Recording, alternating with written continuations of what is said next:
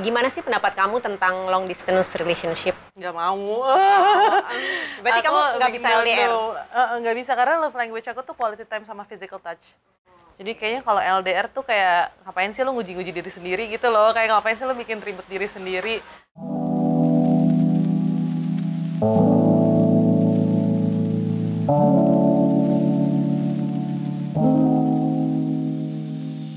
Chan, sebagai seorang yang berzodiak Cancer nih, menurut kamu apa sih kelebihan Cancer yang nggak dimiliki zodiak lain? Dan apakah kamu bucin? Yang kedua lebih gampang, iya bucin. Itu lebih cepet. Tapi kalau kelebihan yang menurut aku Cancer punya, yang mungkin di zodiak lain nggak segitu kuatnya adalah sangat peka sama keadaan, peka nangkep energi orang itu lumayan bisa dibilang cukup valid karena beberapa ya bisa dibilang sering benernya gitu. Kayak ngerasain apa, punya prasangka atau asumsi atau penilaian terhadap seseorang, seiring berjalannya waktu tiba-tiba terbukti, oh ya emang orangnya seperti yang gue kira waktu pertama kali ketemu gitu. Pernah nggak sih kamu ngasih kesempatan kedua sama pasangan yang udah menyalahgunakan kepercayaan kamu? Pernah. Karena bucin itu kali ya, jadi kayak buat aku kalau udah kecintaan ya gue kasih apa, jadi sampai kesempatan kedua juga gue kasih. Tapi juga di satu sisi aku nggak bilang akunya selalu benar gitu, dan aku ngerasa diriku juga banyak dapat kesempatan kedua ketiga dari orang-orang yang sayang sama aku. Jadi kayak kenapa kalau mereka bisa ngasih, kenapa gue nggak bisa give it back to orang yang aku sayangin. Jadi aku bisa banget ngasih kesempatan lagi gitu. Tapi seberapa Batasannya bisa ya? batasannya tuh kayak kalau lo udah melakukan ini, gue udah nggak bisa gitu. Aduh, seberapa bisa ya? Karena terakhir sempat ada kasus lumayan parah, tapi akunya ternyata masih nggak benci juga sama orangnya gitu. Mungkin justru kalau dia melakukan itu di depan orang lain atau orang-orang yang aku kenal, dan kayaknya kesannya tidak menghormati aku depan orang-orang lain. Tapi kalau dia melakukan itu tanpa ada yang tahu, cuma aku doang gitu misalnya yang tahu, mungkin aku bisa deal with the problem easier rather than kalau itu semua orang mengetahui masalah itu gitu. Ada nggak sih zodiak yang kamu hindari untuk berpasangan? Gemini. Duh, Gemini itu emang troublemaker Iya. ya, banyak Tapi aku nggak yang tahu udah sih sebut. kalau cewek Gemini, aku temenan sih. Dan kayaknya nggak melihat ada masalah ya untuk berteman dengan perempuan Gemini. Tapi kalau cowok Gemini tuh nggak deh gitu. Pernah punya pengalaman sama cowok Berapa? gitu? Oh, berapa kali? Sekali doang sih sebenarnya. Oh, sekali doang tapi udah langsung Sekali doang tapi mengena langsung ya? trauma. Oh, gitu. Apa sih yang dilakukan oleh si Gemini waktu itu? Nggak tahu apa yang dia mau gitu loh Mbak Prita. Sementara aku kan aku Cancer tuh kayaknya lumayan suka dengan sesuatu yang pasti. Kita tuh suka dengan komitmen, sesuatu yang pasti gitu loh. Nah, si orang ini kayak sudah menjanjikan A, B, C, D, E, udah gue bela-belain. Aduh. Terus tiba-tiba the next day bisa yang berubah pikiran aja. Yang tadinya ngomongin future, yang kayak gue pengen kita bisa gini, gana. Akunya udah kayak oke nih orang nih gitu. Jadi besoknya, aduh gue kayak pengen fokus. Jadi fokusnya bisa shift ke hal yang bener-bener beda dan tidak melibatkan gue di dalam perencanaannya itu. Jadi kan kayak, lah kok seenak jidat ya anda gitu. Jadi langsung, aduh nggak bisa dipegang deh kayaknya omongannya gitu. Nah, kalau untuk si Gemini ini nggak ada nih kesempatan kedua? Buat lucu-lucuan dong aja. Oke, terus kalau zodiak yang kamu merasa cocok buat Cancer based on your own experience itu apa aja sih? Yang cocok ya. Sesama air kayaknya cocok, sesama Cancer kayaknya cocok. Libra lumayan. Taurus juga semestinya cocok ya. Sama Taurus tuh dari cinta yang kayak cinta ke pasangan bisa jadi, maksudnya kalau tiba-tiba hubungan romantismenya nggak berjalan juga, tapi udahannya nggak jadi musuhan gitu loh, tetap bisa temenan dan bahkan rasanya kayak keluarga gitu. Jadi Taurus, Cancer, Libra, Virgo juga kayaknya aku lumayan cocok kalau dari pengalaman aku ya. Oke. Gimana sih pendapat kamu tentang long distance relationship? Nggak mau. Berarti kamu nggak bisa LDR? Nggak bisa, karena love language aku tuh quality time sama physical touch. Jadi kayaknya kalau LDR tuh kayak ngapain sih lo nguji-nguji diri sendiri gitu loh, kayak ngapain sih lo bikin ribet diri sendiri. Kalau LDR-nya kayak jarak yang bisa ditempuh dan mudah sih mungkin masih nggak apa-apa gitu ya, kayak Jakarta Bali aku masih ya udah deh gitu. Tapi kalau LDR-nya yang kayaknya beda negara, kayaknya aku nggak deh. Tidak. Terima kasih. Oke, kita kan sama-sama penggemar batu kristal, Chan, ya Iya. kan? Kristal apa aja sih yang kamu suka banget? Standar sih, aku suka banget rose quartz, nggak tahu kenapa. Batu cinta. Iya, si bucin ini. Terus black tourmaline somehow aku juga suka. Baru dapat juga tuh kemarin. Sama ini, Oh, batu cuan. oh iya, pyrite ya? Pyrite. Heeh. Itu sih 3 yang paling favorit dan sering aku bawa-bawa. Sejak kapan sih koleksi batu kristal? Batu kristal tuh sejak kayaknya pandemi deh, sejak 2020 tahun berarti ya? 2020 baru banget aku. Tapi sebenarnya aku lebih tertarik mostly emang karena bentuk dan warna aja sih Mbak Prita. Maksudnya kalau kayak kegunaannya untuk apa, iya, itu juga salah satu consideration aku kalau misalnya mengadopsi batu. Tapi nggak selalu melulu kayak beli karena gue lagi mau mencari energi apa gitu, nggak. Kadang emang karena pas pegang terus kok kayak apa ada connection dan aku suka bentuknya atau warnanya gitu sih. Oke. Nah, kamu mending mana sih? Putus karena diselingkuhin atau putus karena beda agama? Pernah nggak di antara kedua itu mengalaminya? Beda agama aku pernah beberapa kali pacaran, tapi putusnya pasti bukan karena beda agama juga ujung-ujungnya. Mending putus karena diselingkuhin atau putus karena beda agama. Ya mending, bingung ya. Mending putus karena beda agama deh.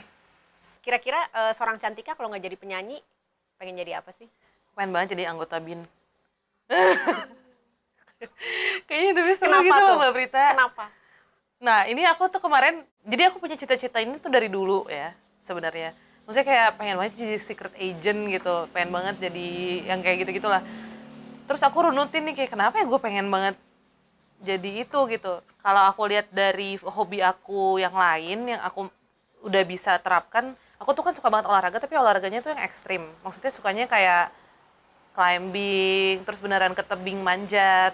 Terus kayak belakangan aku baru ngambil course untuk free dive gitu. Jadi bener-bener kayak diving yang nggak pakai alat gitu-gitu loh.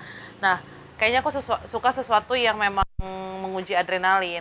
Mungkin dari hobi aku ekstrim sport itu kalau di shift ke kerjaan, aku butuh sesuatu yang juga menguji rasa deg-degan gitu, which is ya itulah. Dan mungkin karena sering nonton film-film action yang menggambarkan perempuan jadi secret agent, jadi kayak kok menarik ya kayaknya kerjaannya. Walaupun pasti stress levelnya tinggi banget ya gitu. Oh, udah pasti itu. Iya. Nah, Chan, sekarang apa sih your highest point of your life dan the lowest point of your life? Sebenarnya bisa dibilang kalau highest point itu beberapa tahun belakangan kayaknya mulai dari GAC Rehat sih. Walaupun secara kalau mau diukur dari apa yang orang bisa lihat gitu kayak intensitas manggung atau kayak lagu di chart berapa, mungkin orang akan bilang loh kan waktu sama GAC justru lagi peak-peaknya gitu. Memang benar kalau dinilai dari angka pas sama GAC itu mungkin aku bisa bilang itu highest point di dalam karir atau hidup aku. Tapi sebenarnya ternyata waktu pas itu udah lewat dan sekarang jalan sendiri dan menjalani hidup dan proses yang beda lagi gitu, cerita yang beda lagi, justru aku ngerasa highest point aku tuh beberapa tahun belakangan ini dimana aku kayak udah di fase umur gimana ya bilangnya ya.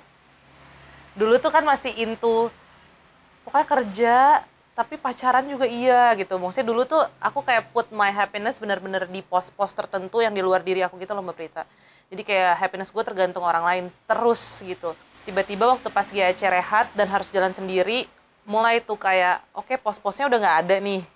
Kayak gue udah nggak bisa bergantung dengan GAC, gue udah nggak bisa bergantung dengan idenya Gamal atau idenya Audrey. Kayak semua harus balik ke diri aku sendiri lagi. Percintaan juga kayak antara iya dan enggak gitu, yang membuat aku akhirnya lebih banyak ngobrol sama diri aku sendiri lagi gitu. Jadi aku bisa bilang mungkin highest point of my life tuh di tahun-tahun pandemi, di tahun-tahun memang kita dipaksa untuk sendiri dan terisolasi gitu loh. Dan ujung-ujungnya ternyata jadi banyak proses yang membuat aku lebih kenal sama diri aku sendiri. Nah itu kayaknya aku bisa bilang highest point di dalam hidup aku adalah dari tahun 2020-2021 inilah, yaitu pengenalan akan diri sendiri sih. Karena kayaknya ternyata itu yang membuat aku mulai bisa berkurang insecurity akan banyak hal tuh justru karena oh iya emang gue punya kelemahan ini tapi gue juga punya kelebihan ini kok gitu. Oh iya gue emang jeleknya kalau berhubungan sama orang di sisi ini tapi gue juga pinter untuk sisi yang lainnya kok gitu. Jadi seru banget, kayak fokus aku sekarang bener-bener ya udah diri sendiri aja gitu loh. Baru abis itu kayak kerjaan dan pasangan atau kayak menaruh happiness aku di orang lain tuh justru sekarang malah kayak agak jauh gitu, bukan bukan prioritas utama yang aku mau kejar. Dan oh ternyata bisa juga ya hidup seperti ini yang tadinya aku pikir oh nggak, hidup tuh selalu harus ada pasangan, apalagi udah umur 28 kayak gue harus nikah, kayak gue harus punya anak kayak gitu loh.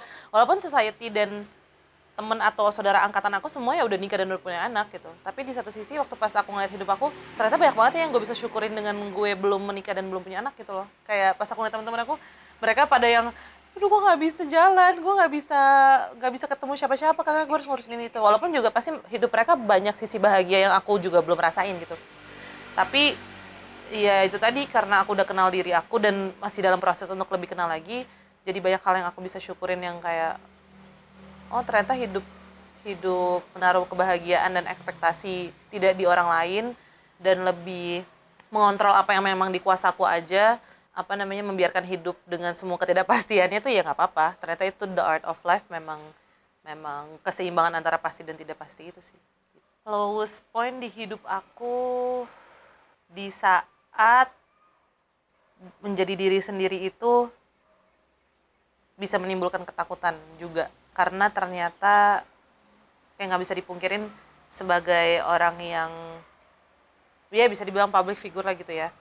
Walaupun aku tingkatannya belum mungkin kalau dihujat tuh belum sebanyak hujatan misalnya dulu waktu zaman-zaman siapa ya contohnya ya. Mungkin dulu waktu zaman-zaman Awkarin waktu awal-awal karirnya atau Anya Geraldine gitu. Itu kan kayak se-Indonesia hate comment gitu ya. Walaupun aku skalanya belum segitu tuh. Tapi kayak gue ngerasain satu persen dari itu aja gitu. Udah kayak, oh ternyata menjadi diri sendiri dan vokal dan mengutarakan opini itu orang lain bisa terganggu juga ya gitu. Nah itu tuh kadang masih tricky dan membuat aku sedih gitu loh. Kayak bahkan kadang pernyataan-pernyataan aku tuh tidak tertuju pada satu kelompok tertentu, tapi masih ada aja orang yang tersinggung dan jadinya menilai aku bukan dari, jadinya kayak langsung subjektif gitu loh Mbak Prita. Kasarannya kayak jadinya ngebahas kemana-mana, misalnya ala dia baru ngerasa artis pas dia pacaran sama si ini aja nih, dulu mah dia siapa gitu loh. Jadi kayak gitu. Nah itu mungkin lowest point, aku belum bisa adjust terhadap situasi-situasi seperti itu. Dan maksudnya belakangan sempet kayak beberapa saat kejadian yang kayak aku dapat backlash dari netizen, padahal untuk satu pernyataan yang menurut aku kayaknya gue nggak menyinggung spesifik grup apa ya kok, tapi ada aja ternyata yang tersinggung. Itu sih kayak ketakutan untuk mau jadi diri sendiri tapi tetap harus ada banyak yang dipagerin gitu loh. Oh ya udah, emang dari pengalaman pribadi bahwa ada satu momen di hidup aku yang aku ngerasa kayaknya dia nih the one. Pas along the way bukan dia lagi ternyata orangnya gitu. Dan tadinya aku merasa gila gue kehilangan banget nih, gue rugi kehilangan dia. Tapi waktu pas aku menyadari dan mengenali diri aku lebih dalam lagi, oh enggak kok, value gue tuh sangat tinggi gitu. Dan justru bukan gue yang kehilangan, tapi ini kehilangan buat dia, karena kayak istilahnya dia udah kehilangan gue gitu.